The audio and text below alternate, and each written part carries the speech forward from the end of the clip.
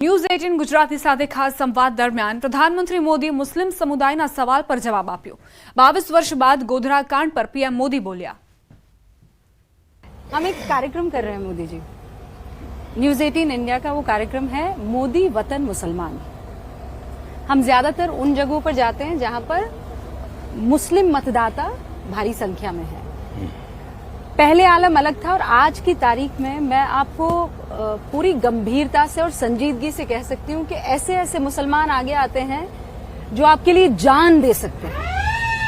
और एक उनका वाक्य है, ना दूरी है ना खाई है, मोदी हमारा भाई है। बड़ा जोर शोर से ऐसे करते हुए नजर आते हैं। बावजूद उसके आप उस धारणा को तोड़ने में क्या नाकामयाब रहे हैं कि मोदी मुसलमानों का नहीं है? पहली बात यह है कि ये मुद्दा मुसलमान का नहीं है। इंडिविजुअल मुसलमान कितना ही मोदी के साथ होगा, लेकिन एक निश्चित विचार प्रवाह है जो उनको आदेश करता है कि आप ये करो या आप वो करो। उसके आधार पर वो निर्णय करते हैं। जहां तक मोदी का सवाल है, तो मैं स्कूल में, एक तो मेरा जो घर है ना, मेरे अगल बगल में सारे मुस्लिम परिवार हैं। तो हमारे घर में ईद भी मनती थी, हमारे घर में और भी त्योहार होते थे। मेरे घर में ईद के दिन खुद का खाना नहीं पकता था। सारे मुस्लिम परिवारों से मेरे यहाँ खाना आ जाता था, क्योंकि मेरे परिवार, हम रहते वहीं है, मेरा घर वहीं है, मेरे यानी 5 कदम के बाद मुस्लिम परिवार है। जब मुहर्रम निकलता था तो हमारा कंपलसरी होता था कि उससे नीचे से निकलो, जैसे परिक्रमा करते हैं ना मंदिरों में, ताजिए के नीचे। हाँ, तो ताजिए के नीचे से निकलो, हमें सिखाया जाता था। तो मैं उस दुनिया से पला बढ़ा हूं। आज भी मेरे बहुत सारे दोस्त हैं पुराने।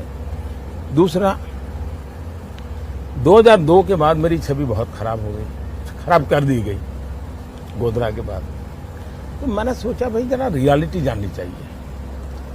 तो मैंने हमारे 30 कार्यकर्ताओं का, युवाओं का एक ट्रेनिंग कैंप किया और उनको सर्वे करना सिखाया मैंने। सर्वे मतलब वो आंकड़ों वाला सर्वे नहीं, बातचीत कैसे करनी, बात कैसे निकालनी। अहमदाबाद में एक माणिक चौक करके जगह है, वो माणिक चौक में शाम को लोग खाना खाने जाते हैं, खावानू ने पीवानू। हाँ। पर वहां दिन में जो बिजनेस है, सारे व्यापारी है और खरीदार सारे हिंदू है। बड़ा यूनिक मार्केट है। मतलब सारे व्यापारी मुसलमान, सारे व्यापारी मुसलमान हैं और सारे खरीदार हिंदू है। और वो इतनी भीड़ होती है जी, पैदल नहीं चल सकते आप। साइकिल को तो लेके जाना इम्पॉसिबल है। अब दिवाली में बड़ी बहुत है ना, आप अंदर गए 2 घंटे से निकल नहीं सकते और हर प्रकार की चीजें बिकती है वहां। मैंने कहा मुझे उसी मार्केट में सर्वे करना है, वहां सर्वे करो। तो मैंने लड़कों को भेजा और मैं डेली रिपोर्ट लेता था। वो गए, पूछते थे कि आप बताइए दिवाली कैसी है। नहीं यार, दिवाली बहुत अच्छी है। ये मैं 2002 की बात कर रहा। हाँ, मैं अभी आपसे पूछने वाली थी। 2002 की बात कर रहा। अच्छा। तो बोले दिवाली बहुत अच्छी है। फिर वो कहता था, उसको जरा चुभने के लिए वो कहता था, लेकिन मोदी बैठा है यार, दिवाली, हे मोदी का नाम मत लो।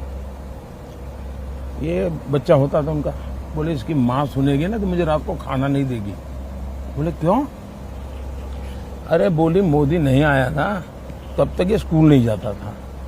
बोले मोदी आया तो स्कूल जा रहा है। ये दिवाली की छुट्टियां हैं तो मेरे यहाँ दुकान पे मेरी मदद कर रहा है। बोले पहले कभी दुकान पे नहीं आता था। बोले मेरा सर फूट जाता था। बोले उसकी माँ इतनी खुश है कि मेरे बच्चे सब, उनका जीवन बन रहा है। तो बोले मोदी के खिलाफ मेरे यहाँ घर में मत बोलो। बोले और करीब करीब 90% दुकानों वालों का तर्क अलग अलग होंगे, यही जवाब था। ન્યૂઝ 18 ગુજરાતી સાથે ખાસ સંવાદ દરમિયાન પ્રધાનમંત્રી મોદીએ મુસ્લિમ સમુદાયના સવાલ પર જવાબ આપ્યો। સ્ટેજ પરથી પીએમના વધારે બાળકો પેદા કરવા અને ઘૂસણખોરીવાળા ભાષણોનો જવાબ આપ્યો। स्टेज पर आपने मुसलमानों का जब जिक्र किया तो घुसपैठिया, ज्यादा बच्चा पैदा करने वाला, इसकी क्या जरूरत आन पड़ी थी? मैं हैरान हूं जी, ये किसने आपको कहा कि जब ज़्यादा बच्चों की बात होती है तो सिर्फ मुसलमान का नाम जोड़ देते हैं। क्यों मुसलमान के साथ अन्याय करते हैं आप? हमारे यहाँ गरीब परिवारों में भी ये हाल है जी, उनके बच्चों को पढ़ा नहीं पा रहे हैं। किसी भी समाज के हो, गरीबी जहाँ है वहाँ बच्चे भी ज्यादा है। तो आप कह रहे हैं मुसलमान अलग था, ज्यादा बच्चा पैदा करने वाला अलग था? मैंने न हिंदू कहा है न मुसलमान कहा है। मैंने कहा है कि भाई आप उतने बच्चे हो जिसका आप लालन पालन कर सको। सरकार को करना पड़े ऐसी स्थिति मत करो। इस बार मुसलमान आपको वोट देगा? आपको उनके वोट की चाहत है? मैं ये मानता हूं कि मेरे देश के लोग मुझे वोट देंगे। मैं जिस दिन हिंदू मुसलमान करूंगा ना, उस दिन मैं सार्वजनिक जीवन में रहने योग्य नहीं रहूंगा और मैं हिंदू मुसलमान नहीं करूंगा। ये मेरा संकल्प है। अगर मैं घर देता हूं, मैं सैचुरेशन की बात करता हूं, 100% डिलीवरी। इसका मतलब हुआ गांव में मानो 200 घर है, कौन समाज है, कौन जाति है, कौन धर्म है, 9। उन 200 घर में अगर 60 लाभार्थी हैं तो उन 60 लाख लोगों को मिलना चाहिए। और जब मैं 100% सैचुरेशन का मतलब होता है वो सच्चा सामाजिक न्याय है, वो सच्चा सेक्युलरिज्म है। जब आप उसमें करप्शन की भी संभावना नहीं रहती कि आपको मालूम है भाई भले उसको मंडे को मिला है ना, अगले मंडे को मेरा नंबर लग जाएगा। ન્યૂઝ 18 ગુજરાતી સાથે ખાસ સંવાદ દરમિયાન પ્રધાનમંત્રી મોદીએ મુસ્લિમ સમુદાયના સવાલ પર જવાબ આપ્યો। અમદાવાદના જુહાપુરાની મુસ્લિમ મહિલાઓનો ઉલ્લેખ કર્યો।